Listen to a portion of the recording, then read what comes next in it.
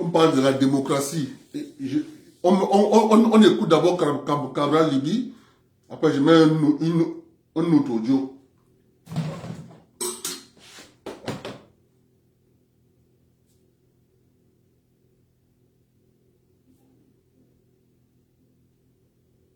Je vous disais que je les connais. Toujours les petites méthodes de banditisme. Je vous disais que ce serait signalé que on ne finirait pas le direct.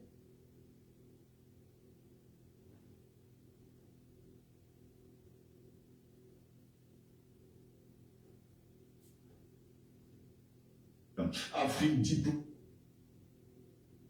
Je vous laisse quelques minutes. Le temps de vous connecter. À tout de suite.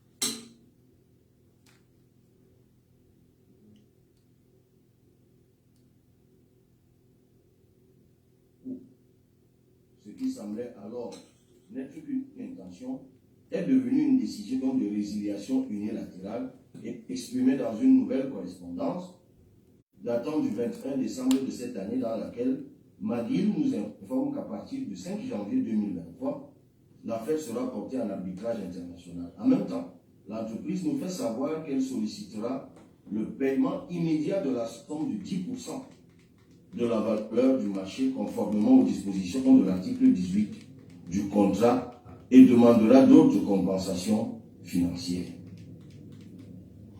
Mais en réalité, la décision prise par McGill de résilier unilatéralement le contrat d'achèvement des travaux du complexe sportif de Lemay n'est nullement une surprise, car après la signature du dit contrat, les actes posés par McGill démontrent des intentions malsaines. En effet, jusqu'à décembre 2021, malgré nos multiples correspondances de rappel, McGill a refusé de nous transmettre le retro-planning permettant un meilleur suivi du projet. Il en est de même de l'avant-projet sommaire de la phase 2, dont la programmation nous a été transmise seulement en juin 2022. Pendant 2 ans, en dépit des efforts de l'État pour fournir de la trésorerie à McGill, en payant de manière anticipée la somme de 6 milliards au mois d'avril 2021, représentant le fonds de contrepartie du prêt garanti auprès de la Standard Chartered Bank, et 4 milliards au mois de juin 2021 au titre d'un prêt relais exceptionnel, McGill a multiplié les subterfuges pour ralentir artificiellement le rythme des travaux, dont le taux d'exécution d'un mois à l'autre n'a jamais dépassé 1,3%. Au moment où cette entreprise a repris le chantier, le stade principal, l'hôtel le centre commercial et les 2 stades d'entraînement étaient déjà sortis de terre. Force est de constater qu'après 2 ans de travaux et 42 milliards de francs CFA consommés, dont 38 du prêt garanti et 4 milliards du prêt relais gouvernemental, McGill n'a achevé aucune composante du complexe de Lembe laissé par Pichini. Ces montants cumulés représentent 76% du budget total du projet, sachant que les autres composantes de la phase 2 prévues par Pichini et bien que revues, sont restées au stade de maquette. Nous avons pourtant délivré des ordres de service à McGill et validé le projet de programmation proposé par ce dernier. En plus, cette entreprise a mis en place des stratagèmes pour gonfler artificiellement ses prestations à travers le ralentissement des travaux, leur arrêt pur et simple, des surfacturations, des doubles facturations.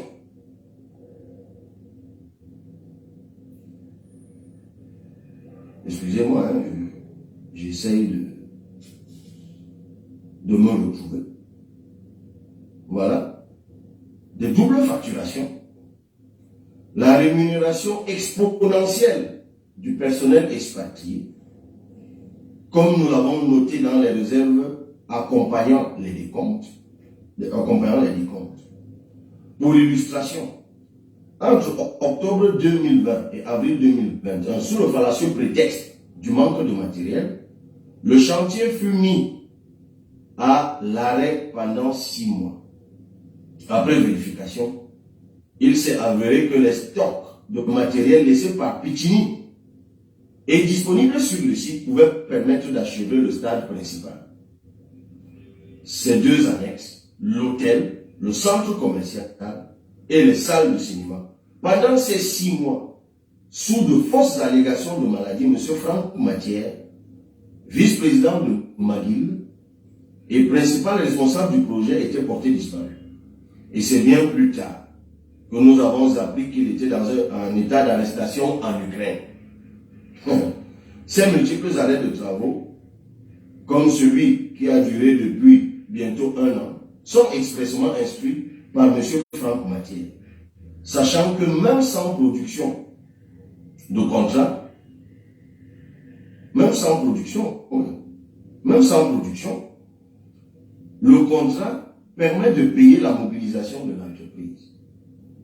Tous ces artifices avaient pour but de siphonner le budget du projet dans l'optique d'obtenir une rallonge budgétaire, puisqu'en plus des 55 milliards du prêt garanti, les coûts de la phase 2, évalués par McGill, se situent entre 65 et 110 milliards, ce qui pourrait porter le coût définitif du complexe sportif de Lembe à plus de 250 milliards de francs CFA. La mauvaise foi de McGill est d'autant plus patente que pendant les 2 ans de sa présence à Olembe, l'entreprise est restée dans une logique de chantage et de blocage, comme ce fut le cas avant le Chan 2020 et la Cannes 2021. Par exemple, s'agissant des préparatifs de la Cannes, McGill a mené plusieurs actions pour empêcher la tenue du match test Cameroun-Malawi.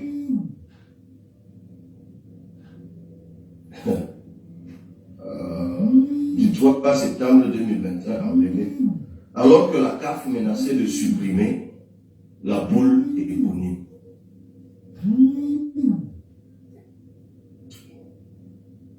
Ainsi, ce stade n'aurait jamais abrité cette fête sportive d'envergure mondiale sans la détermination du gouvernement qui a fait réaliser plusieurs travaux en régie par des sous-traitants patriotes et déterminés sous la supervision directe des responsables de la présidence de la République, du Premier ministère et du ministère des Sports. McGill n'en a qu'une. Au contraire, ces manquements se sont intensifiés. Ainsi, nonobstant les 42 milliards de francs CFA perçus, l'entreprise McGill a refusé de payer ses sous-traitants et fournisseurs. À ce jour, elle doit près de 3 milliards de francs CFA aux sous-traitants locaux et 10 milliards à Razel,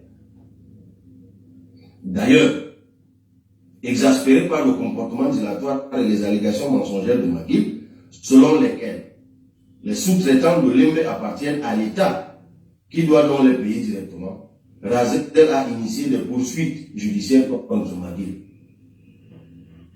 au Cameroun et en France, et a ainsi obtenu de la justice camerounaise la saisine des comptes bancaires locaux de McGill. Dans la même veine, McGill a été assigné devant une cour d'arbitrage internationale à Paris. Les griefs de Razel contre McGill portent également sur des travaux de la pénétrante Est. Voilà. Donc il faut se demander si nous subirons pas le même sort que ceux de Lembe, du fait des manigances et de la turpitude de McGill qui semble avoir pour but la spoliation de l'État. Pour revenir à Olembe, il convient de noter qu'à la date de la résiliation unilatérale du contrat subventionné, McGill n'a toujours pas levé les 32 réserves relevées par la commission des recettes techniques pour rendre le stade principal opérationnel. Face à tous ces manquements, vous avez bien voulu suspendre le paiement des décomptes de McGill, au risque de voir le budget du projet épuisé.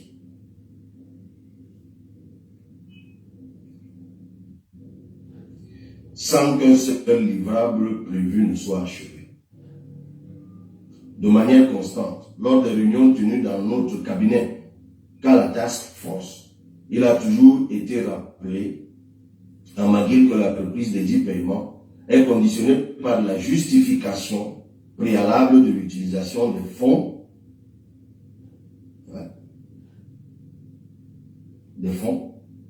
perçus, l'achèvement des lots déjà en travaux, stade principal, hôtel, centre commercial, et l'entame des travaux de la phase 2, en l'occurrence la construction du gymnase, de la piscine olympique, des cours de tennis, ainsi que des terrains de basketball, volleyball et handball. Pour tous ces travaux, McGill a déjà perçu l'avance de démarrage conformément au contrat, soit 21,9 milliards de francs CFA. Dès lors, la résiliation unilatérale du contrat d'achèvement des travaux du complexe sportif de Lembe par cet article signifie que l'État doit lui réclamer la restitution immédiate d'une partie de l'avance de démarrage ainsi que celle du prêt relais de 4 milliards. Faute de quoi, McGill doit être poursuivi pour atteinte à la fortune publique. En plus, en arbitrage international, le gouvernement s'opposera fermement à toute prétention financière de McGill. Fort de ce qui précède, nous prenons donc acte de la décision de McGill de résilier unilatéralement le contrat d'achèvement des travaux du complexe sportif de Lembe et il lui reviendra d'en informer les partenaires financiers, notamment la Standard Chartered Bank et la BPI France, car sur les 55 milliards, il reste un solde non tiré de 13 milliards qui ne pourra pas être utilisé pour le financement de la suite des travaux, le prêt garanti étant rattaché à McGill. Quant à la suite des travaux, voilà ce que propose le ministre des Sports, nous pensons que le chantier du complexe sportif peut être achevé avec les fonds publics, sous la supervision de l'État et l'encadrement des travaux par un directeur de projet ayant une bonne connaissance de ce chantier. Pour y parvenir, il sera nécessaire de remobiliser les sous-traitants qui ont l'expérience de ce chantier dans toute sa complexité. En attendant de trouver une issue aux différends avec McGill, l'État pourra prendre sur lui donc de payer les arriérés aux sous-traitants. Je viens de vous lire là le courrier du ministre des Sports adressé donc au Premier ministre le 3 janvier. C'était hier, je crois. Avant-hier. Chers compatriotes, quand je n'ai pas eu un AVC ce matin, quand j'ai reçu ce document, j'ai compris que je pourrais vivre longtemps. Vous vous rappelez que c'était toujours par ce même canal, ici sur ce même fauteuil, que j'avais interpellé. C'était suite à quoi? Je n'étais pas seul. J'étais avec le compatriote Ernest Yin, qui est un acteur de la société civile bien connu, ayant été alertés par le scandale qu'il y avait à Olembe, nous y étions rendus. Et rentrant de là, nous avons échangé avec vous sur ce qu'on avait vu à Olembe. Vous vous rappelez certainement, c'était courant 2021. Vous vous rappelez que après notre sortie par un direct comme celui-ci, le conseiller technique numéro 2 ou numéro 1 du ministre qui signe ça, parce qu'à l'époque, pourquoi on y était allé? On nous avait dit qu'il y avait arrêt des travaux, ce qu'il dit aujourd'hui. Nous avons relevé à l'époque les salaires faramineux, ce qu'il dit aujourd'hui. Nous avons relevé à l'époque qu'à Olembe, il y avait un matériel laissé par Pichini qu'on avait chassé et qui pouvait construire ce stade, comme il le dit aujourd'hui. Nous avons dit à l'époque que c'était des Camerounais qui étaient en train de construire Olembe, les sous-traitants, qui n'étaient pas payés par milliards. Ils avaient une dette de milliards. Ce qu'il dit aujourd'hui. Voici ce que son conseiller technique avait écrit. Le lendemain, populisme parlementaire. Lorsqu'un député de la nation souhaite avoir une information sur l'action gouvernementale, il s'appelle M. Toloa.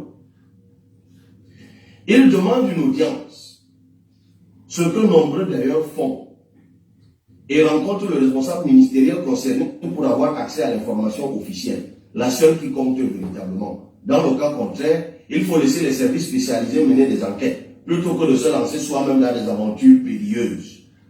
Mardi 14 septembre 2021, il me rappelle la date. Lorsque j'ai appris que l'honorable Cabral Libye était à Olembe, j'ai pris attache avec lui et nous avons échangé à propos. Il m'a fait état de son souhait de rencontrer le ministre des Sports, estimant que ce qui s'y passe est inadmissible. J'ai été surpris par cette sentence. Je lui ai dit que ce qui se passe à Olembe est difficile, car ce chantier est complexe, que les batailles qui se déroulent autour de ce projet sont protéiformes, mais que les problèmes cruciaux, notamment celui du financement, étaient derrière nous. L'agenda du ministre des Sports étant chargé, et vu le contexte politique, j'ai bien échangé, j'ai bien essayé de lui obtenir une audience. Je me suis proposé de briefer M. Cabral Libye sur la situation d'Olembe, car je travaille sur ce dossier, je le connais, mais que nini. Je savais qu'il avait déjà donné rendez-vous à ses militants. Dès lors, dans son direct de Facebook, président Cabral s'adressait aux militants du PCRN dans le cadre d'un meeting déguisé, un peu comme celui-ci maintenant.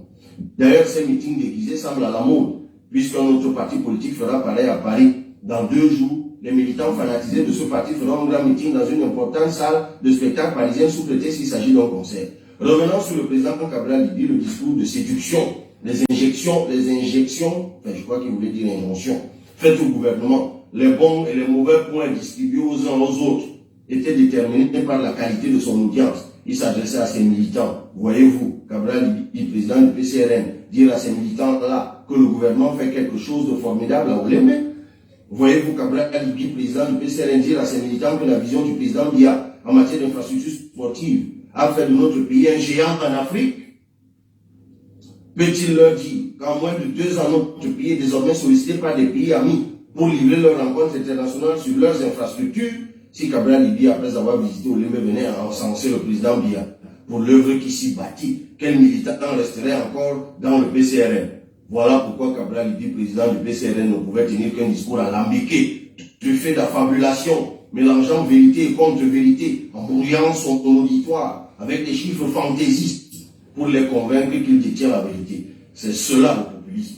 Faire croire aux classes populaires qu'on leur cache des choses, devenir un Robin des Bois démagogique. Mais en réalité, on peut être un bon parlementaire sans avoir besoin de mentir. Oui, monsieur le député, vous mentez quand vous dites à vos militants que la pose de la première pierre de construction du complexe d'Olembe a eu lieu il y a 10 ans. Dites-nous qui en était l'auteur, le président de la République, le Premier ministre ou le ministre des Sports, si oui, lequel? Monsieur le député, vous mentez à vos militants lorsque vous déclarez que l'État a résilié le contrat de Pichini parce que les sous-traitants n'étaient pas payés. Pichini a abandonné le chantier pendant 1 an et voulait extorquer 28 milliards à l'État. Monsieur le député, vous mentez à vos militants lorsque vous déclarez que le coût du complexe sportif de l'Embe passera de 163 à 186 milliards. Les mathématiques ne se limitent pas à la seule opération, l'addition. Monsieur le député, vous mentez à vos militants lorsque vous soutenez que l'entreprise McGill avait les moyens de construire ce stade en fonds propres, quitte à être payé après. C'est faux. Faux d'abord, parce que le complexe sportif de l'Embe ne se réduit pas au stade éponyme, et ensuite parce qu'une entreprise de BTP n'est pas une banque. Son rôle n'est pas de faire des prêts aux clients, fut-il un État. La vérité est que McGill devait financer les travaux du complexe sur fonds propres pendant 3 mois, le temps que le financement ne se mette en place. Le député, vous mentez à vos militants lorsque vous affirmez que McGill n'a pas de matériel. Ah tiens, je mentais lorsque je disais que McGill n'a pas de matériel. Vous y croyez vraiment? Une société de BTP fondée en 1948 au Canada puisse manquer de matériel? Pour le cas de l'Embe, il s'agit d'un choix de l'entreprise, car McGill devait reprendre le chantier et les équipements qui s'y trouvaient. Je vous informe que les équipements acquis par Pichini dans le cadre du projet de l'Ombe appartiennent à l'État. C'est dans le contrat. Et en plus, les sous-traitants de McGill ont leurs équipements propres. Où était donc la nécessité pour McGill de débarquer avec des tonnes d'engins? Monsieur le député, vous mentez à vos militants lorsque vous assurez que les 6,3 milliards donnés à McGill étaient destinés à solder les sous-traitants. Ils devaient permettre à résorber une partie de leurs créances et réaliser des approvisionnements. Et cela a été fait. L'histoire des 4 milliards est tout aussi invraisemblable. C'est curieux. Tout à l'heure, on vient de lire dans le courrier du ministre l'affaire des 6 milliards et des 4 milliards est tout aussi invraisemblable. Il s'agit d'un prêt que l'État a consenti à McGill pour faire avancer les travaux. Le management d'un projet ne se limite pas à payer les sous-traitants, monsieur le président. Tiens, oh mon Dieu. Monsieur le député, il faut aussi régler les fournisseurs, payer les salariés et les charges diverses. Les salariés, les fameux salariés dont on dit maintenant qu'ils ont gagné de fortune et se sont enfuis. En plus, à Olembe, aucun sous-traitant n'est parti du chantier. Il dit maintenant, lui-même, le ministre dit qu'il faut maintenant aller les chercher là où ils sont. Aucun sous-traitant n'est parti du chantier. Monsieur le député, vous mentez lorsque vous dites que le gouvernement est divisé au sujet de 21 milliards d'avance de démarrage destiné à McGill. Vous avez rencontré ces membres du gouvernement où et quand? Monsieur le député, votre histoire est digne d'un film de Pinocchio. Alors, monsieur le président, permettez-moi de vous dire ceci. Si, depuis le début du chantier en janvier 2020, Olembe a eu des problèmes, notamment de financement, c'est parce que de nombreux Camerounais n'aimaient plus leur pays. Ils ont mis des obstacles aussi bien localement qu'à l'étranger pour faire échouer ce projet. Bon, il a contre un tas de bêtises. Je ne veux même pas m'arrêter là-dessus. Il ajoute, honorable, qu'avez-vous fait quand ces adeptes... D'accord, je n'ai pas. Bon, voilà tout ce qu'il avait écrit. Il y a autre ineptie comme ça qu'il avait balancé. Il a même continué. Il a publié, là je ne sais plus quand, parce que j'avais fait une autre sortie. Lorsqu'un député de la nation se contente d'informations parcellaires pour informer l'opinion sur des questions sérieuses qui intéressent la nation, il devient un populiste. Si l'honorable Cabral Libby s'était rapproché des responsables du ministère des Sports qui connaissent le dossier du complexe sportif de l'Embe, il aurait obtenu la bonne information. Et n'aurait sans doute pas raconté autant d'affabulations dans son direct. Un visiteur qui arrive dans votre domicile, rencontre vos enfants et les ouvriers, ne peut pas aller dire qu'il connaît véritablement ce qui s'y passe. Il aura des informations approximatives, des interprétations erronées, des histoires romancées pour créer le sensationnel. Voilà ce qu'a fait l'honorable Cabral Libby. La phase 1 de ce complexe sera livrée le 30 novembre 2021 et Olembe sera prêt pour la CAN 2021. Il n'y a plus de problème d'argent au Olembe et aucune espèce de négociation entre les supposées fractions gouvernementales n'existe. Le gouvernement travaille avec l'entreprise McGill et l'ensemble des sous-traitants pour atteindre des objectifs fixés. Et il a ajouté habilité. Je ne sais pas ce que ça veut dire. Et ça doit être un mot apparemment de langue locale. Voilà donc la réalité. Nous avons parlé le 15 septembre. On avait raison sur toute la ligne. Moi qui n'ai plus, qu'à l'issue d'une seule visite, j'ai pu avoir toute la bonne information. Tout un ministère nous disait qu'il fallait que j'y aille pour avoir la bonne information. Quelle information? Quelle information? Si ce n'est du banditisme, du mensonge, juste pour voler des milliards. Je le dis depuis des mois. Ils se sont gobergés comme des malades. Voilà ce qui s'est passé. C'est très simple. J'ai parlé de la vacance de fête l'autre jour. Et quand j'ai fait mon tweet, on m'a dit oui, parce que j'ai dit que le président agitait de petites menaces. Il a dit que tous ceux qui se sont enrichis illicitement sur le dos des Camerounais vont rendre des comptes. Voici donc le moment de rendre des comptes. Demandez des comptes, monsieur le président de la République. Dans quel pays normal ça peut se faire impunément? Aujourd'hui, le ministre des Sports dit qu'on peut faire ça en fonds propres. Avec les sous-traitants. Mon Dieu.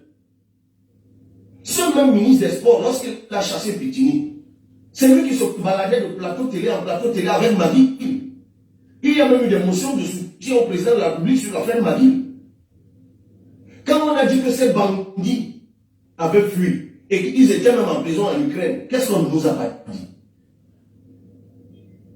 Comment des gens peuvent être autant complices de la spoliation de leur propre pays? Je ne vais pas vous dire ce que c'est que Magui. Il faut que vous sachiez. Juste un morceau choisi. McGill, c'est l'entreprise qui a facturé le camion de sable à l'État à 1,5 million de francs CFA. Ou à 3 millions pendant le chantier du stade de la réunification. Rappelez-vous, le stade de la réunification à Douala, McGill a facturé le camion à 3 millions de francs CFA. Camion pour ça. McGill est l'entreprise qui a amené le gouvernement à résilier le contrat avec les Italiens. Mais bon, faisant en sorte que non seulement l'État ait poursuivi les Italiens en charge de l'EME, mais en plus la banque italienne qui finançait le projet a maintenant une créance sur l'État que nous devons rembourser alors que nous n'avons pas le complexe. Vraiment. McGill est l'entreprise canadienne à laquelle l'État a accordé dès son implantation au Cameroun une exonération totale de tous les impôts et taxes. L'État, la COCAN, est même allé jusqu'à s'engager à loger gratuitement dans un building résidentiel de luxe face à l'hôtel La Falaise à Bonandion. Tous les employés expatriés de McGill, ils s'y sont nourris, blanchis, transportés gratuitement depuis 2015 aux frais de l'État. Et en prime, ces expatriés ne payent même pas l'IRPP sur les salaires, les taxes, les impôts.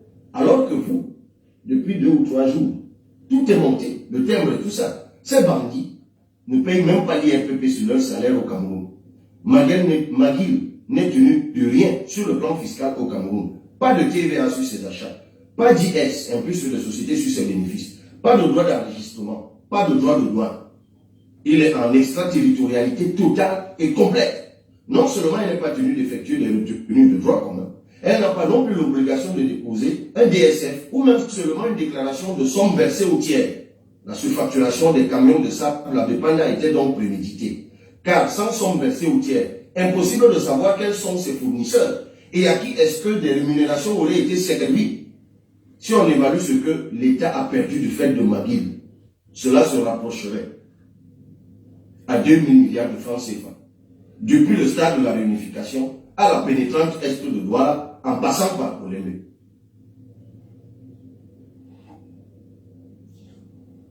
Voilà la réalité de McGill.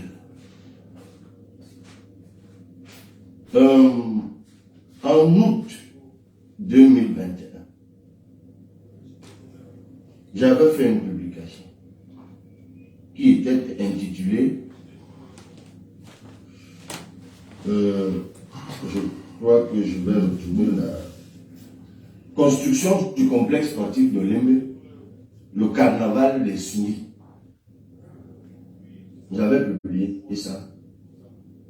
Et je vous rappelais dans ce document que j'avais publié à l'époque tout le banditisme qu'il y avait à Roger. Quand vous avez ce document, quand vous relisez ça, j'ai l'impression que c'est ça que le ministre des Sports a pris et qu'il a envoyé au premier ministre.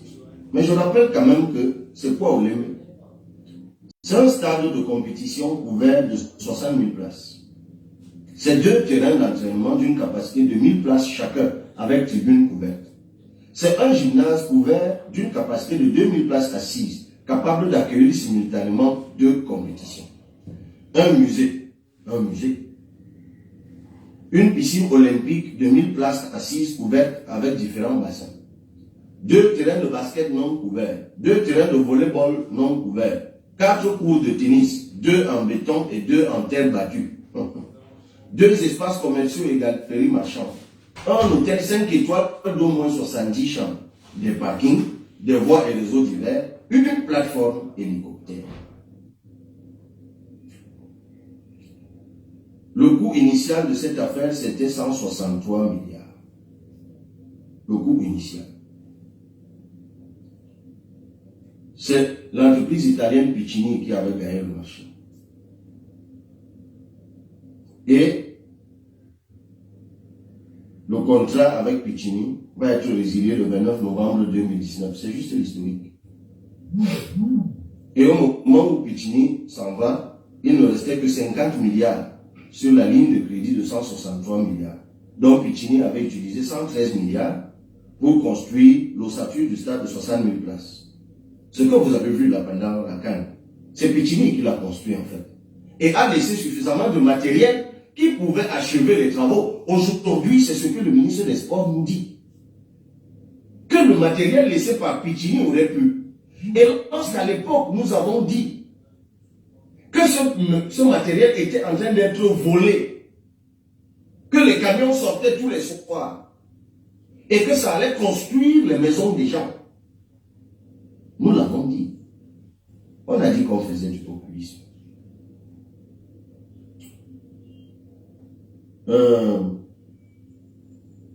Le 3 janvier 2020, une entreprise brumeuse canadienne dénommée McGill est donc retenue par le Cameroun pour le parachèvement des travaux. Et pour compenser donc le reliquat de 50 milliards bloqué en Italie, parce que Piccini, une fois qu'on a résilié le contrat, a saisi la banque italienne où l'argent était logé pour le bloquer. Et le président de la République va donc autoriser le 16 février 2021 au ministre de l'économie, au MINPAC, de signer une convention de crédit donc avec la Standard Chartered Bank de Londres et la BPI France Export pour un prêt de 55 milliards, soit 27 milliards pour une phase 1, 23 pour une phase 2 et 5 pour les contingences diverses. Le financement de construction est donc majoré de 5 milliards pour un total de 168 milliards. Et moi, j'avais même sous-estimé. Donc, en fait, peut-être Tolo a-t-il raison. Si j'étais allé vers eux, j'aurais donc appris que c'était beaucoup plus que ça, puisque lui-même il nous dit aujourd'hui que c'est beaucoup plus que ça. On est maintenant à près de 200 milliards pratiquement. C'est lui qui le dit désormais, dans ce que je vous ai lu tout à l'heure. Donc, en juillet 2022, McGill informe l'État de sa décision de suspendre les travaux pour une période de 30 jours. Et il va déclencher donc un arbitrage international dont on parle aujourd'hui. Et le réclamait 7 dépôts.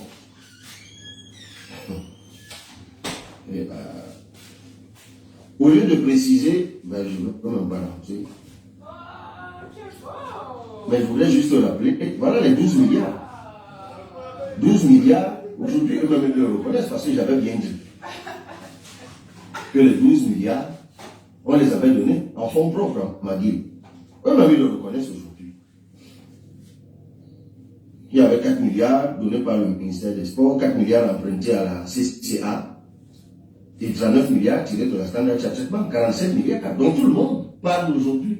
Eux-mêmes, ils le reconnaissent. Chers compatriotes, ce qui se passe au stade de Lembe est historique. C'est historique. C'est-à-dire, on parle de milliards comme si on parlait d'argent de beignet. Comme si on parlait d'argent de beignet. Je les connais. Je ne serais même pas surpris que le direct s'arrête parce qu'ils ont des dispositifs technologiques pour tout bloquer. Peut-être même que vous ne me regardez plus. Peut-être même que vous ne m'entendez plus. Ils en ont l'habitude. Mais ça n'enlève rien au fait que nous sommes gouvernés par des incompétents. Peut-être, et quand je dis incompétent, je faisais bien la précision à Canal 2 il y a quelques jours. Il ne faut pas me mélanger avec tous ces gars brillants qui sont dans l'administration, les conseillers techniques qui sont dans les ministères, je parle de ces ministres-là. Ils sont certainement bons dans d'autres choses. Pour certains, pour le cas du ministre des Sports, il a été mon enseignant. Et c'est un brillant enseignant, c'est un professeur agrégé de droit international, c'est un brillant enseignant. Il n'y a pas de doute à ce propos. Mais pour le reste, c'est de tout ces gens.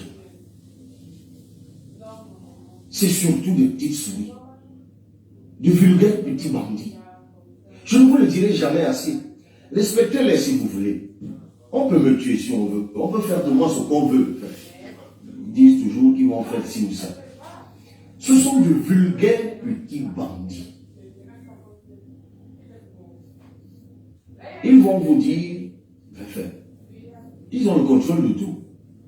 Engoncés dans leur beau costume, leur belle toilette, ils vont s'afficher avec des gars du corps derrière et les voitures qu'ils achètent avec notre argent, soulever la poussière partout, nous enfumer. Ce sont de vulgaires petits bandits. Et c'est ce que je disais dans mon tweet, m'adressant au président de la République.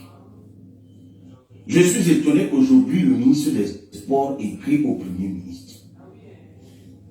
Avez-vous un seul souvenir, chers compatriotes, qu'un jour, pendant qu'ils se gobergeaient dans toute cette affaire, qu'ils aient écrit au Premier ministre? Où est passée la task force?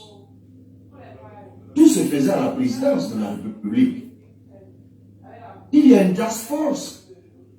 Pourquoi le ministre des Sports écrit aujourd'hui au PM? Depuis quand le PM est dans cette affaire? Je ne le défends pas. Mais c'est une question de logique. Pourquoi créer la diversion?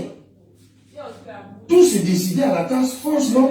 Lorsque je suis allé au stade de l'Aimé, et quand j'avais annoncé l'autre fois que je devais y aller, ce sont les membres de la task force qui sont descendus cette nuit au stade de l'Aimé, poster des militaires et instruisant là-bas que si jamais je frôlais même le stade, comme je jette la route comme un malpropre. Là-bas, on a failli virer des gens là-bas parce qu'on les soupçonnait de me donner de l'information. Des informations. On est allé les menacer de jour comme de nuit parce qu'ils donnaient des informations. Quand j'avais dit que ce sont les Camerounais qui ont placé les pots les écailles de pangolin, qu'est-ce que je n'ai pas entendu? Quand j'avais dit que les sous-traitants camerounais drainaient, les sous-traitants camerounais drainent une dette de 12 milliards. Razel, lui, c'est une trentaine de milliards. Ils ont même décidé de les poursuivre, je ne sais pas en France ou je ne sais où. Mais les pauvres Camerounais qui, eux, ont véritablement travaillé là, qui ont des avoirs en milliards, aujourd'hui on dit que c'est les fonds publics qui doivent les désintéresser. Quand je vous ai dit que ce projet finira à 300 milliards, je vous rappelle que 300 milliards, c'est le montant obtenu dans la loi de finances adoptée récemment, lorsqu'on augmente les impôts. C'est ce qu'ils recherchent, 300 milliards. C'est pour ça qu'ils ont augmenté le TM à 1500.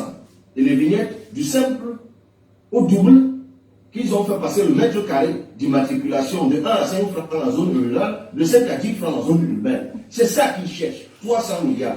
300 milliards qu'ils se gobergent là, à Olémé, sur cette fameuse entreprise. Du banditisme pur et dur. La pénétrante de Douala, elle est abandonnée. Je rappelle que l'an dernier, nous sommes, l'an dernier, on est en novembre 2021. Le ministre des Sports vient à l'Assemblée nationale pour nous présenter à l'époque un truc complètement inutile qu'on appelait le contrat type. Parce que la FIFA avait signé un contrat type avec l'État, je crois, et l'Africa Foot, par rapport à la Coupe du Monde, à la CAN. Et il venait donc nous expliquer, nous les députés, ce qu'on appelle le contrat type. À l'occasion, je lui demande, vous pouvez nous expliquer les affaires de contrat type. Et on parle beaucoup de l'Aimé. Qu'en est-il du stade de Japoma? Parce que justement, chez compatriotes, le stade de Japoma n'est pas achevé. Ce stade, ce complexe, disons, pas le stade, parce qu'à Japoma, c'est le stade qui est achevé.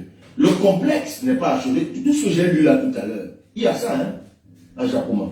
Des cours de tennis, des gymnases olympiques, des piscines olympiques, et tout ce que vous voulez. il y a ça à Japoma, ce n'est jamais fini. Et à l'époque, le ministre a pris l'engagement et nous a dit, nous étions vers novembre ou décembre, c'était en session budgétaire de 2021. Il nous a dit qu'en avril 2022, tout serait achevé. Il me l'a promis presque en faisant un serment. Rien n'est terminé là-bas. Et là, ce n'est même pas ma ville, hein. C'est avec l'entreprise turque. Et j'ai fait mes petites enquêtes. Ils se sont partagés l'argent. L'entreprise a été plutôt sérieuse. Celle-là, en tout cas. Mais là-bas, l'entreprise n'a fait que ce qu'elle a, avec l'argent qu'il a pu avoir, ou qu'elle a pu avoir. Pour l'aimer. Comme les enfants disent, c'est la magie. C'est la magie. Comment on sort de là? Parce qu'ils font de la... On dit que l'image n'est pas bonne. Ce ne serait pas étonnant. Hein? Et ils sont en train de signaler, donc je ne crois pas que je vais achever. Alors que c'est même sur ma page. Je sais que ils sont en train de déployer les grands moyens technologiques pour arrêter ce que je fais ou alors pour que ce ne soit pas fait. Pour que on ne puisse pas échanger. Je vois un certain nombre de choses figées là, bloquées. Donc je sais qu'ils sont en train de faire comme d'habitude. Mais ça ne change rien. Ça ne change rien. Je vous dis que ces gens, c'est foutu. Et je ne sais pas comment il arrive à certains Camerounais de penser qu'on peut encore, après 2025, laisser le pays entre les mains de ces gens. Je ne sais pas. Je ne sais vraiment pas. Je m'y suis investi en jouant mon rôle de député. En jouant mon rôle de député, et je le précise encore, parce que ce que je fais là, on va dire, je suis un citoyen et je joue mon rôle.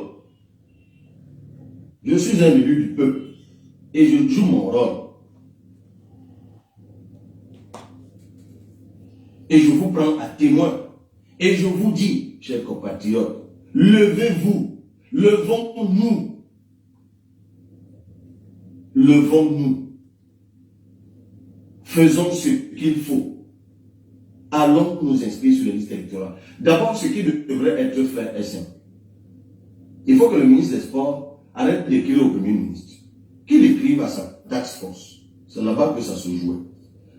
Deuxièmement, dans un pays normal, le ministre des Sports doit simplement déposer sa démission aujourd'hui. Et avec lui, tous ces comparses de la task force.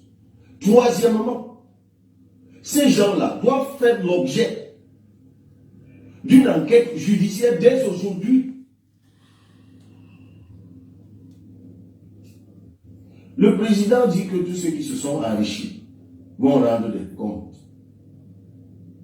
Qu'est-ce qu'il faut pour que ceux qui se sont gobergés dans ce scandale rendent des comptes?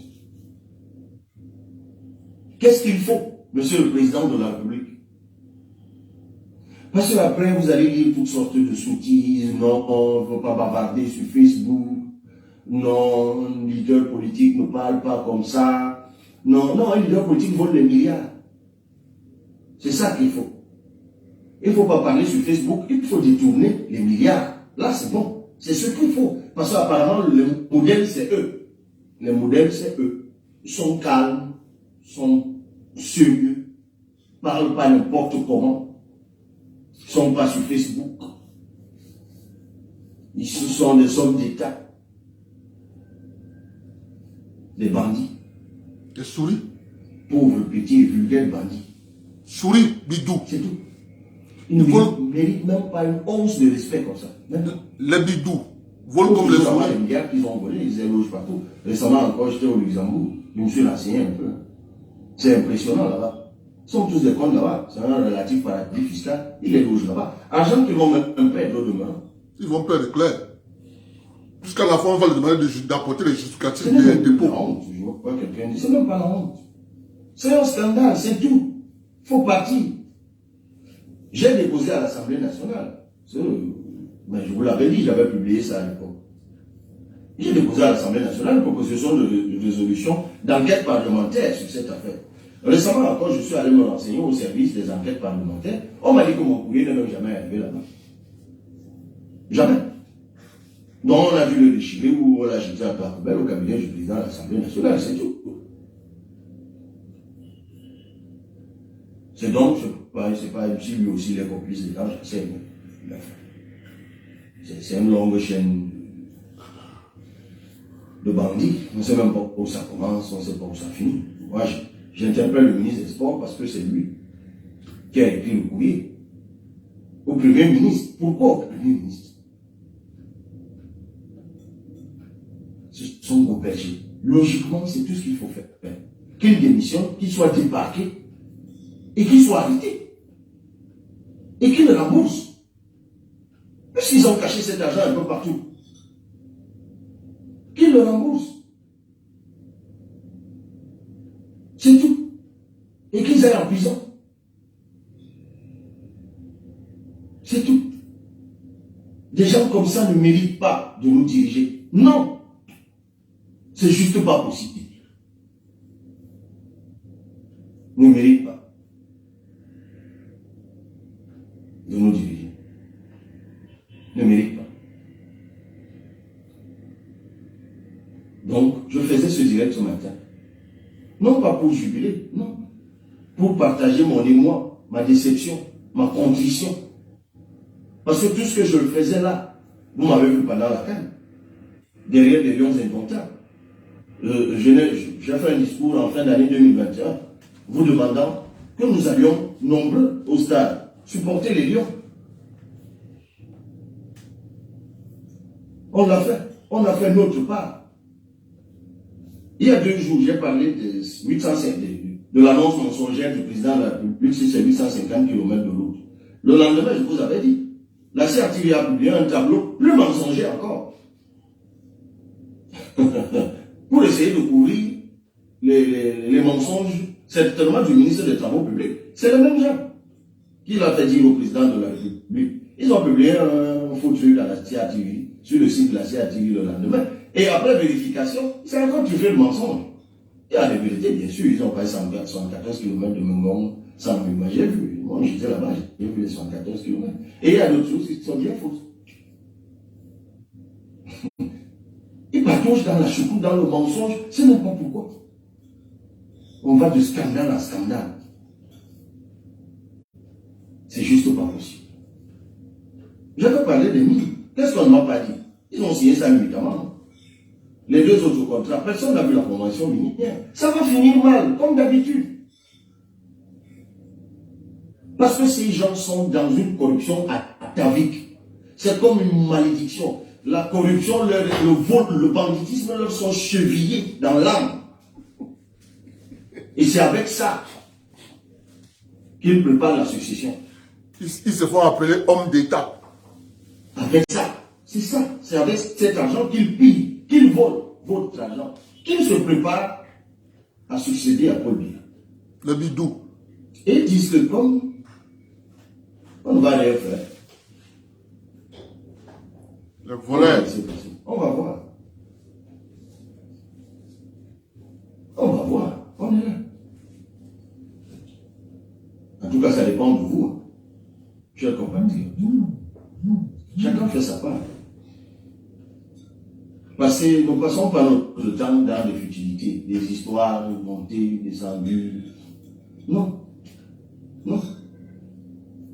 Non. Ce n'est juste pas possible. Mon Dieu. Comment ils ont pu faire ça? Comment ils ont pu faire ça? 160 milliards. Bon, disons même que Pétiné avait utilisé ces 113 milliards. Donc là, ce qu'ils ont tiré à Standard Chartered Bank, là, et ce qu'ils ont pris à CCA, ce qu'on a donné en fonds propres, 50 milliards. Mon Dieu. Stade de la réunification, dedans. Pénétrant ouest de Douala, dedans. Comment ils font ça? Non. Non. Donc, chers compatriotes, à l'unisson, chacun à son niveau, levons-nous. Ces gens doivent être débarqués, tout simplement. En tout cas, Méfiez-vous toujours de mes choses. Quand je viens en parler. Parce que ça finit toujours comme ça. Et essayez de rebobiner. Chaque fois que je viens, je vous prends à témoin. Je vous dis, ils sont en train de voler. Ils sont en train de voler. Moi, je peux le dire très clairement. Hein. Je peux le dire très librement. Je ne suis dans aucun vol. Je ne suis dans aucun banditisme. Je ne fais pas de marché public. Je ne fais rien où ils puissent me tenir. Je vis dans ma condition modeste. Et je suis très heureux, soutenu par les compatriotes que vous êtes, pour faire mon job. Et c'est pour ça que je suis toujours prudent et que j'évite de rentrer dans quelques petites compromissions, quelques petits arrangements que ce soit. D'autres à ma place l'auraient fait. D'autres avant moi l'ont fait. D'autres avant moi le feront. Mais moi, ça ne m'intéresse pas. J'ai une vision de ma trajectoire politique et c'est elle que je suis. C'est tout. Je fais ma part. C'est tout. Je ne demande pas la caution de quelqu'un. Je ne demande pas l'approbation de quelqu'un. Je ne demande pas être applaudi par qui que ce soit. Je fais simplement ma part. Je réalise ma mission. J'accomplis ma mission. Parce que je considère que chacun d'entre nous, lorsque nous sommes appelés sur terre, nous avons chacun une mission à accomplir. Et j'accomplis la mienne. La mienne. Ceux qui veulent me suivre, me suivent. Ceux qui ne veulent pas, ils ne me suivent pas. Ils peuvent suivre d'autres personnes qui accomplissent aussi d'autres missions. Maintenant, on ne me demandait pas pourquoi tu pars. Ne me demandez pas pourquoi tu fais ça. Demandez plutôt à ceux qui volent pourquoi tu voles. C'est à eux qu'il faut demander pourquoi ils volent, pourquoi ils pillent, pourquoi ils font souffrir les gens. Pourquoi? Bon, maintenant, que ceux qui tirent profit de tout ça aillent tirer profit de ça. On s'en fout. Le discours que moi je tiens ce matin n'est même pas un discours politique. Je ne leur demande pas de venir voler au PCRN. Je vous parle là, ce que je fais ce matin, c'est le député qui vous parle. C'est que je dis que c'est juste pas possible. Et tous vous disent qu'ils sont derrière Paul Biya. C'est comme ça qu'on est derrière quelqu'un. C'est comme ça, vraiment. Donc cette task force-là, à la présidence, là, elle est vraiment derrière Paul Biya. Donc le ministre des Sports est vraiment derrière Paul Biya. J'en doute. Non, c'est clair. Ils ne sont pas derrière lui. Ils sont derrière leur plan de succession. Mon Dieu, comment on va faire pour que ces gens soient encore là après 2025? Comment? Comment on peut même faire, chers compatriotes, vraiment de vous à moi? Parce que souvent, quand on évoque la question de 2025, on évoque la question de l'avenir du Cameroun. Comment ça se fait que certains d'entre vous imaginent un seul instant que nous serons encore avec ces gens-là après Paul Biya? Comment? Imaginer même ça possible, c'est être plus dangereux que...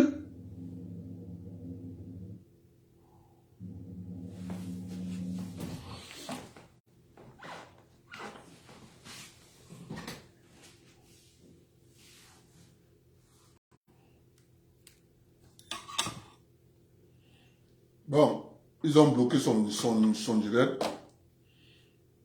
Nous, on revient maintenant. Voilà la réalité du pays. Les voleurs, les bidous, volent comme les souris. Je vous ai promis hier, je vais vous donner les DCC, ministre directeur du cabinet civil de la présidence de la République, depuis Amadou Ahidjo. Ça, c'est l'honorable Cabral Libi. C'est le seul député camerounais. Le seul. Le reste là, c'est des mangeurs d'argent. Au Cameroun, il y a 5 députés. Les députés du PCRN. Le reste là, ce ne sont pas les députés. C'est les députés agents. Ils ne sont pas députés, ils sont députés agents. Ils sont là pour voir ce qu'ils ont gagné. L'argent qui est entré. Bon. Je vous ai promis.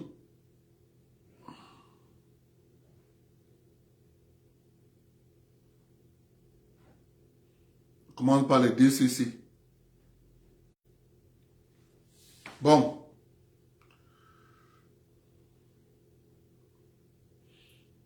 Je vais aussi donner ses adjoints.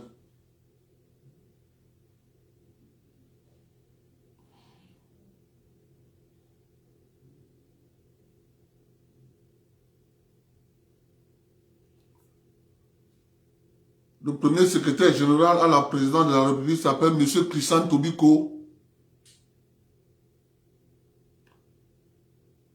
De 60 à 65.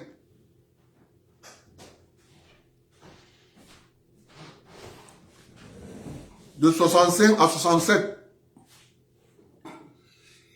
Il s'appelle Clément Langue Chokni. 67. Paul Biya. De 83 à 84.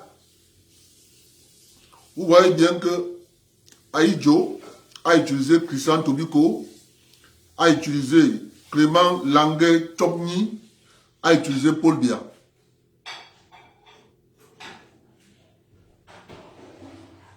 Maintenant, Paul Biya de 83 à 84 a utilisé Bep Adon Philomon. Un boulou bafia. De 84 à 88, Philippe Mataga. Un Goumba. De 88 à 89, Adolfo Moudiki. Un Douala Boulou. De 89 à 96, Laurent Esso, un Douala Boulou. De 96 à 97, Martin Belinga Eboutou, un Boulou. De 97 à 2005, Edgar Abraham, Alain Mbengo. De 2005, Jean-Baptiste Beleoken. De 2009 à 2018, Martin Belinga Eboutou. 2018, Samuel Vondoayolo. Je cite les adjoints.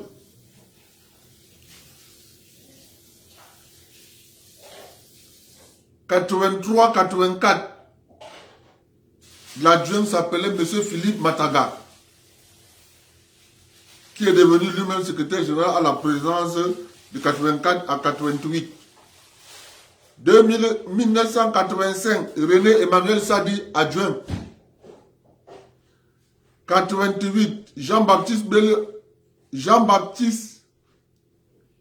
Baskouda. 96, Antoine Zanga. 2009-2018, Joseph Anderson Lé.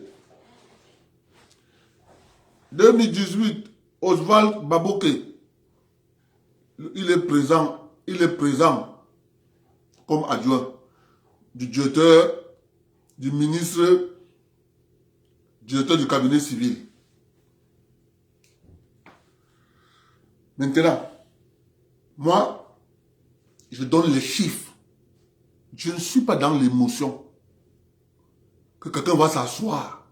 Il va venir me parler du Cameroun. Il doit me parler d'autre chose.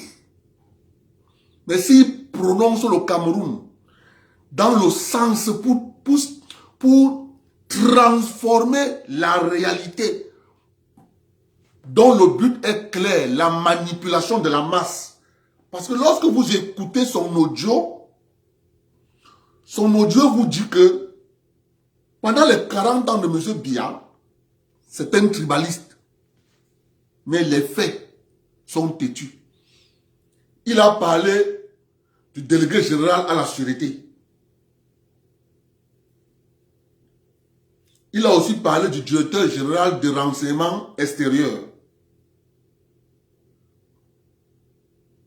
Je vais lui donner encore, comme il ne connaît pas. Moi, je suis là pour l'éduquer. Nous allons parler des services de renseignement extérieur, dont le directeur général du service de renseignement extérieur. Il ne connaît pas l'histoire de son pays. Et les gens comme ça, comme ils ne connaissent pas, nous sommes là pour les éduquer. Maintenant, écoute-moi, Boris Berthold. Les services de renseignement au Cameroun ont une histoire. Et c'est l'histoire là que je vais te conter. Ça a commencé au début, service d'études et de la documentation qu'on appelait à l'époque CEDOC. Après, c'est devenu Direction générale des études et de la documentation, DGEDOC.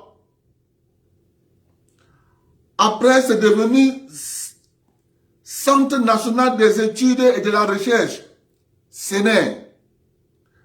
Après, c'est devenu en 1984, Direction générale de la recherche extérieure, DGRE. Écoute-moi bien. Vous les manipulateurs. Jean Fauchivet, directeur du CNR, il a passé là-bas 30 ans. Actuellement, c'est Léopold Maxime Eko qui est là-bas depuis 2010. Vous savez bien que dans les services de renseignement, c'est collecter les informations, les recouper et faire un rapport pour envoyer au président. Donc c'est des postes qu'on ne bouge pas facilement quand quelqu'un est là-bas. Les renseignements, parce que tu peux mener une enquête plusieurs mois, plusieurs années. Comme tu ne connais pas, nous sommes là pour vous éduquer. Nous sommes là. C'est pour les gens comme vous que nous sommes là. Je continue. Comme il ne connaît pas, moi, je vais l'aider.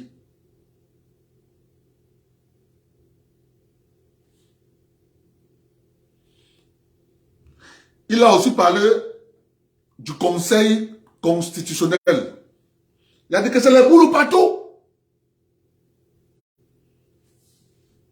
Moi, je vais lui lire le décret. Parce que je suis un bon citoyen.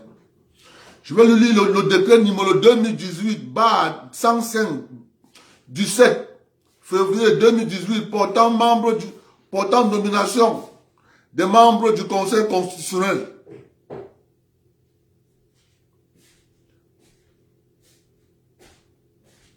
Le président de la République, vu la Constitution, décrète, article 1er, sont à compter de la date de signature du présent décret nommé membre du Conseil constitutionnel pour un mandat de 6 ans éventuellement renouvelable.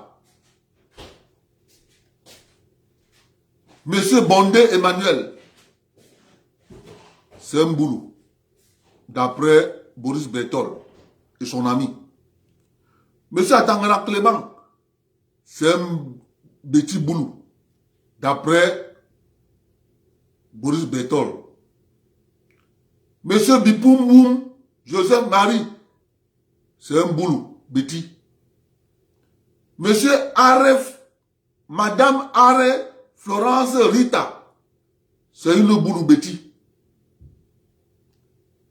Monsieur Essombe Émile, c'est un boulot, petit. Monsieur Paul Nchoki Nkui, c'est un boulot, petit. Monsieur Baskouda Jean-Baptiste, c'est un Bouloubeti. Monsieur Ba Oumarou Sanda, c'est un Bouloubeti. Monsieur Lekene Donfak Charles Etienne, c'est un Bouloubeti. Monsieur Fouman Akam Jean, c'est un Bouloubeti. Il a été remplacé par Joseph Ouna, si je me trompe. Monsieur Amadou Tidjani, c'est un Bouloubeti. Les intéressés ont droit aux avantages. Article 2. Les intéressés ont droit aux avantages de toute nature prévus par la réglementation en vigueur. Mon cher ami, quand vous voulez parler du Cameroun, il faut toujours savoir qu'il y a des gens qui ne vont pas venir dire ce que tu veux entendre. Et ils vont te dire la vérité. Et notre travail, c'est de te dire la vérité. Le Conseil constitutionnel, il n'y a que les boulous partout. Mais les faits et ce que tu dis, lorsque tu es un haineux, lorsque tu es un haineux, ces choses-là qui arrivent, vous allez juste supporter.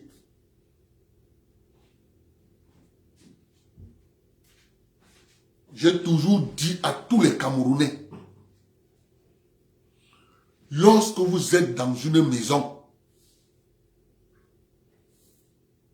la fenêtre de la maison a un rôle.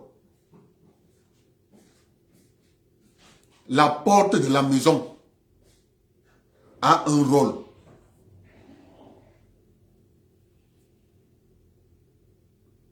La cuisine de la maison a un rôle. La douche de la maison a un rôle. Je ne vais pas changer ça. Détestez Paul Biya comme vous voulez.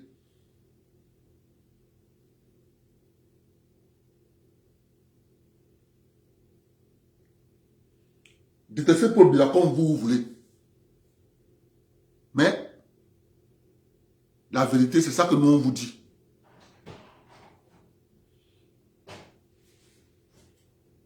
Vous allez vous énerver. Vous allez même parfois déchirer les habits.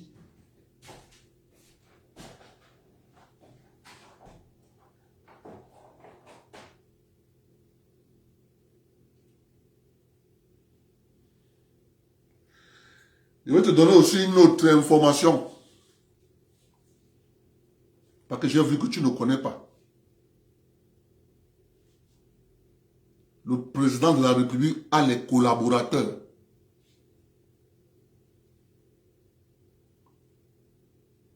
Ce sont ceux que je vais te donner maintenant.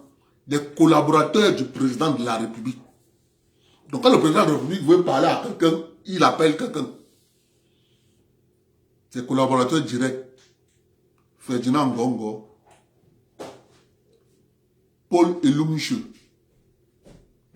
Mohamedou Mustafa. Cabinet civil. Mvondo Ayolo. Oswald Baboke. La grande chancellerie des ordres nationaux. Philemon Yang. Le ministre de la Défense, placé sous l'autorité du ministre délégué. Le ministère de la Défense, placé sous l'autorité du ministre délégué à la Défense, Joseph Biti Assomo. Je suis en train de te donner les noms des collaborateurs du président. C'est le boulot. Secrétaire d'État à la gendarmerie, Galance Itoga. Secrétaire d'État secrétaire d'État auprès du ministre, du ministre de la Défense, chargé des anciens combattants, M. Koumpa Issa. Ça, ce sont ses collaborateurs directs. Les services du contrôle supérieur de l'État, placés sous l'autorité du ministre délégué, Madame Mba Achaf. Mba Achaf. Mba. Votre manipulation là, ça ne pourra plus passer. Parce que nous sommes là.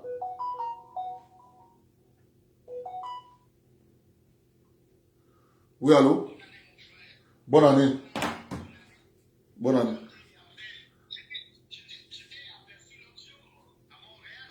Ah, comme...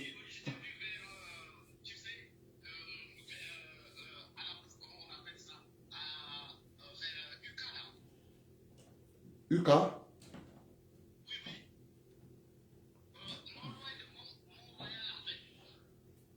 Non, loin de Montréal. Papa, je suis parti faire quoi là-bas, non? Tu sais que moi, je ne sors pas où?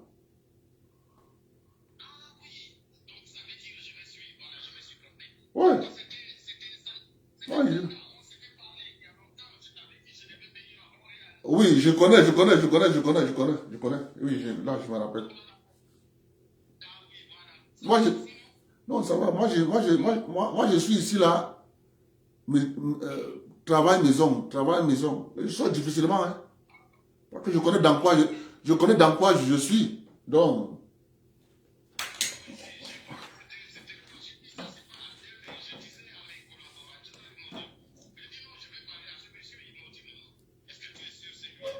non, ce n'était pas moi. Parce que moi, difficilement que j'arrive là-bas.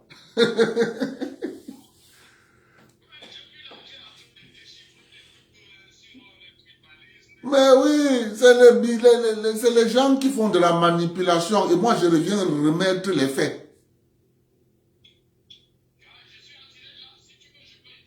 Ok. Attends, je te mets en direct. Ok. Ok. Tu es en direct. Si tu me dis parce que moi je ne bois pas. Ouais, tu es en direct. Ah, ok. Mais bonne année à tous les frères camerounais. Ce que je voulais dire, mes frères, à l'heure actuelle, ce n'est pas le moment d'en mettre encore de la poudre au feu ou de l'huile au feu. Ça ne va pas arranger nos parents qui sont sur place. Moi, qui vous parle, j'étais en mission au Rwanda, j'étais en mission à l'Érythrée, donc Éthiopie, avec les Nations Unies, et j'étais en RDC dernièrement avec Akeremo. Ce que je veux vous dire, mes frères, 40 ans, notre pays, ce que M. Paul a voulu faire, ça l'a échappé, c'est pas grave, personne ne lui en veut, et on a respecté. Mais ce que je veux vous dire, en ce nouvel an, ça ne sert à rien. Et surtout vous qui êtes à l'extérieur, parce que nous, on bouge, on part, tout, mais on est sur place au Cameroun. Vous ne savez pas la réalité qu'on vit ici au pays. Ça ne sert à rien, parce que le but de camp d'en face, ou alors de ceux qui sont dans le régime actuellement, il y a ceux qui veulent semer le chaos, ils pensent qu'ils peuvent se sauver, ils peuvent sauver leur peau et ils vont gagner. C'est de ça qu'il est question. Les gens ont tellement volé, ils veulent mettre le chaos. Voilà. Après, tu te rappelles, non, quand je prenais le train, ça veut dire qu'on a parlé plus de 1 an, non? Oui, je me rappelle, on était au métro, j'arrive, je me rappelle bien. Tu m'as pris dans le train, je t'ai dit non, ce n'était pas, j'étais en voyage, tout, je t'avais dit. Ouais. On avait discuté donc. Ouais. Donc c'est la même personne qui est en train de te parler. Je connais. Frère, écoute-moi.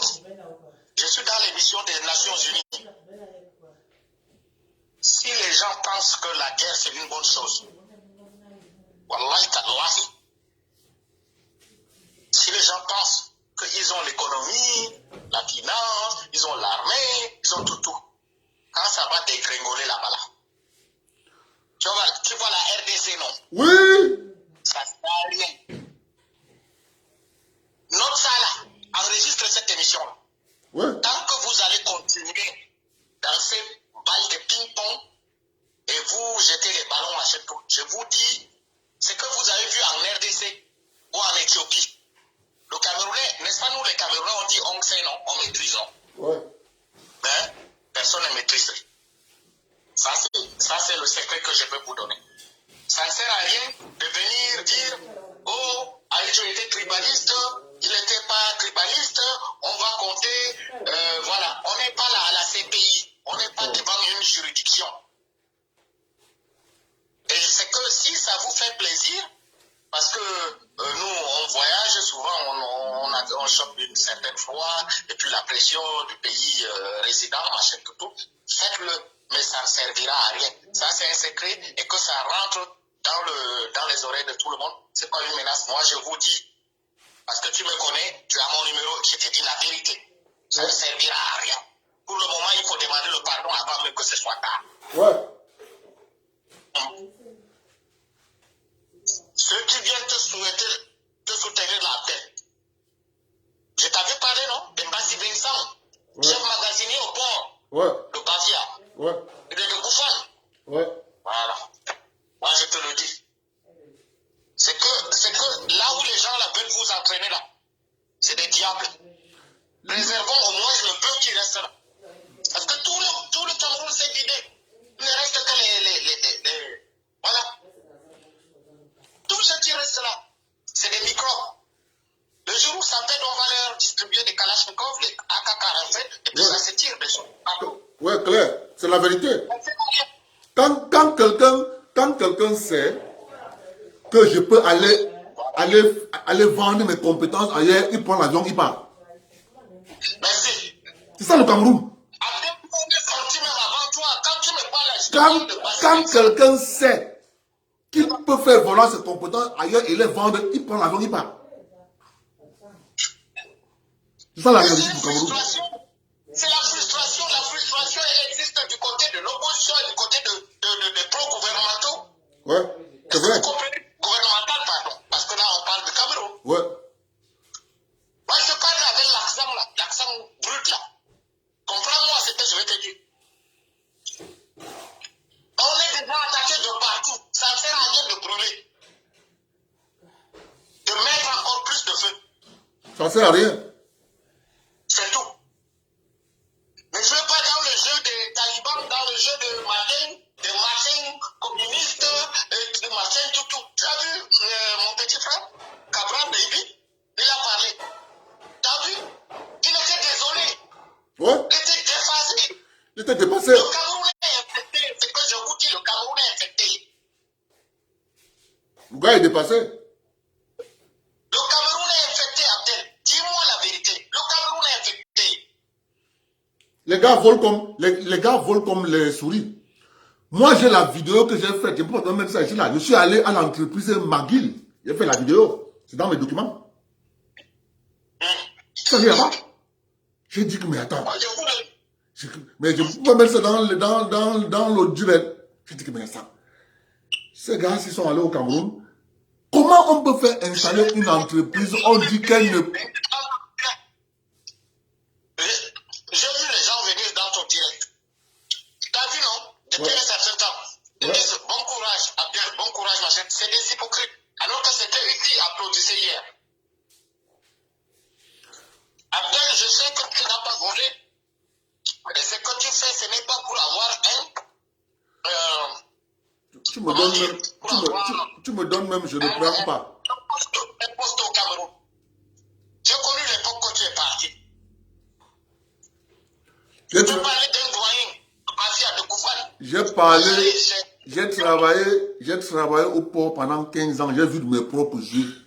Donc, quand je parle du Cameroun là, je connais des choses que si je mets à mettre tout sur la table publique, Les gens vont avoir, les gens vont avoir les AVC. Voilà, j'aime ton franc-parler. Tu es un Batia. Je connais les Batia. Les gens vont avoir les AVC.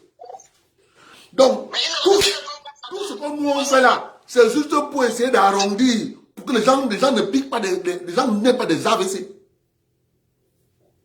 Non, mais je suis en train d'expliquer, je connais les Batia. L'homme Batia n'aime pas qu'on vienne. Le Batia est plus violent dans la préservation et dans l'amour, puisque pire que le Bassa. Le Bassa, c'est rien. Chez le Batia, tu ne peux pas. Le Batia, il prend le couscous et le coupin, il met comme ça et vous mangez. Chacun plonge dedans. Je suis en train de te parler là. Là, ce n'est pas l'heure de parler de ça. Ne mets plus ton organe de Batia là-dedans. Ça ne te sert à rien. Le pays est pourri. Et ils l'ont pourri. Parce que moi, c'est plus décédé. je vais te dire quelque chose.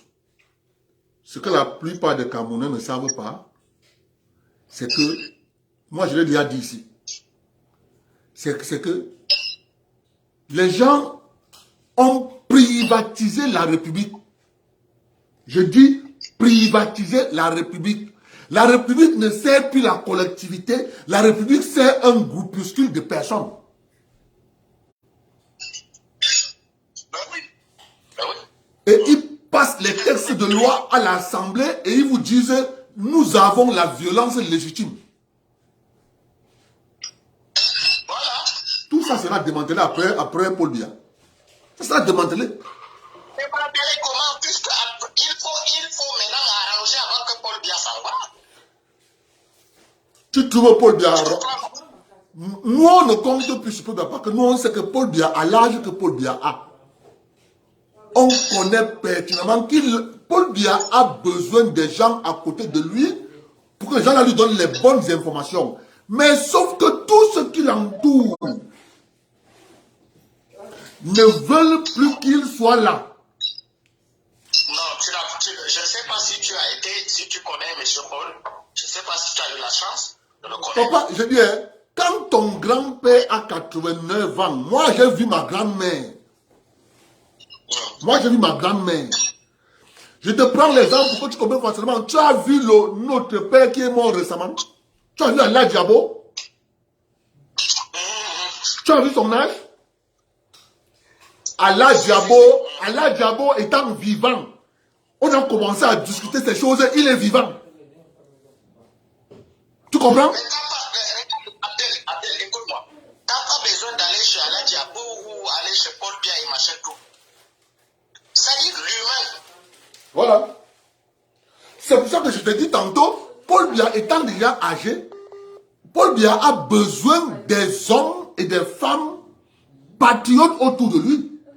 Mais sauf que les hommes et les femmes patriotes autour de Paul Biya, on n'a juste que des camps qui s'affrontent autour de Paul Biya. Résultat de course, le pays est bloqué. Parce qu'autour de lui, il n'y a que les clans. C'est ça la réalité.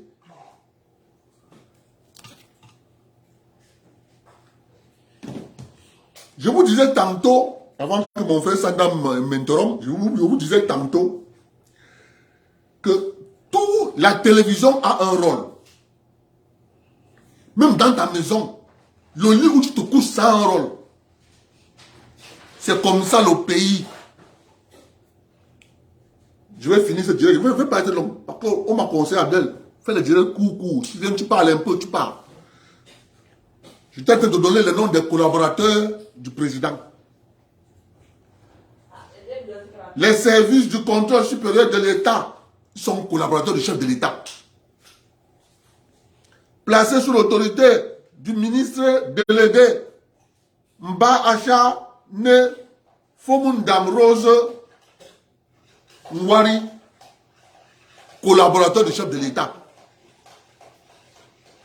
Monsieur Wakata Bolvin, ministre délégué à la présidence chargé des relations avec les assemblées.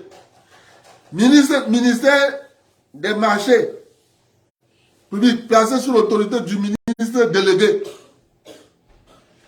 Talba Ibrahim Mala. Les ministres chargés de mission à la présidence de la République, Philippe Balgambois, Amadou Moustapha, Mengot Victor Are Nkongo, Gogo Moupo Ningo, Benoît Ndong Soumet. Lorsque tu veux parler du Cameroun, moi, je prends la bonne information. Quand je te dis que je connais tous les collaborateurs du président de la République, j'ai le décret. J'ai le décret. Je peux te les donner tous. Personne ne doit échapper. Tous les conseillers, je connais les noms tous. Je dis bien, je connais tout le monde. Même les directeurs, je connais. Parce que je prends le texte, je prends la peine de prendre le document, d'imprimer et de garder, mettre dans ma boîte mail. Je stocke là-bas. Si je veux, je m'en vais là-bas et puis je récupère. Ouais, c'est pas ça, non? Vraiment. Bonne soirée. On vient me chercher les problèmes. Bonne soirée.